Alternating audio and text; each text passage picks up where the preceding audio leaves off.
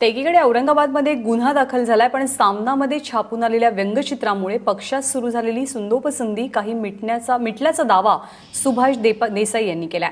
काही वेळापूर्वीच उद्धव ठाकरे यांच्या उपस्थितीत मातोश्रीवर बुलढाण्याचे खासदार प्रताप जाधव, सिंदखेड राजाचे आमदार शशिकांत खेडेकर आणि मेहकरचे आमदार संजय रायमुलकर यांच्यासह वरिष्ठ नेत्यांची एक बैठक झाली, ज्यामध्ये शिवसेना मराठा समाजाच्या पाठीशी आहे असं स्पष्ट करण्यात आलंय। आणि ही बैठक झाल्यावरती शिवसेनेचे नेते सुभाष देसाई यांनी काय प्रतिक्रिया दिली आपण पाहूया। गोंधळ निर्माण झाला होता, आमदार सुद्धा तुमचे नाराज होते, मातोश्रीवरती ती नाराजी दूर केले का? ते आमदार उद्धवजींना भेटले का आणि काय चर्चा झाली?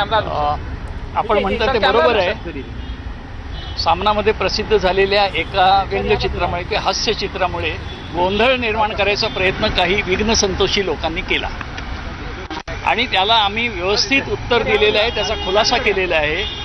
त्या व्यंगचित्रामध्ये जे काही आलेलं आहे ती शिवसेनेची भूमिका नाही, ती दैनिक सामनाची सुद्धा भूमिका नाही। एका व्यंगचित्रकाराने त्याचे जे काही विनोद करण्याचे दर रविवारचे ते सदर असतं, त्याच्यामध्ये जे येतात व्यंग त्याच्याप्रमाणे ते दिले। त्याच्यामुळे कुठल्याही समाजाच्या भावना दुखावण्याचा प्रश्नच नव्हता। मराठा मोर्चा आणि मराठा आंदोलनाला शिवसेनेने सुरुवातीपासून पाठिंबा दिलेला आहे। किंबहुना या मोर्चांमध्ये मोठ्या संख्येने शिवसैनिक सामील होत आहेत आणि ते तसेच त्याच्यामध्ये भाग घेत राहतील।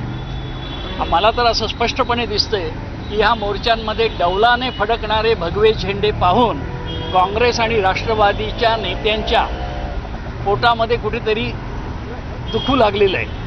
ही असूया आहे, जे त्यांना जमलं नाही त्याचं खापर ते शिवसेनेवर फोडू पाहतायत आणि एक प्रकारे वातावरण पेटवण्याचा हा प्रयत्न झालेला आहे, परंतु त्याला कोणी भीक घातलेली नाही।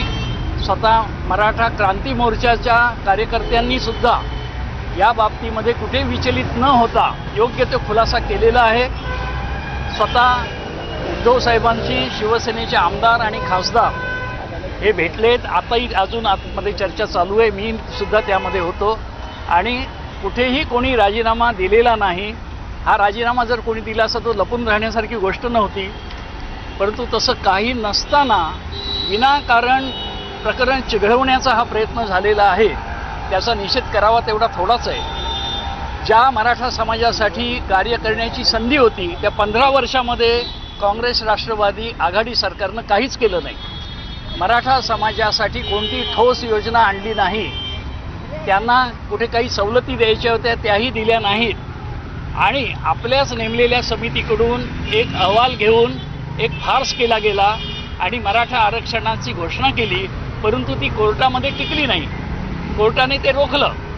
तेव्हा अशा प्रकारचं एक चुकीचं पाऊल त्यांनी त्यावेळेला उचललं।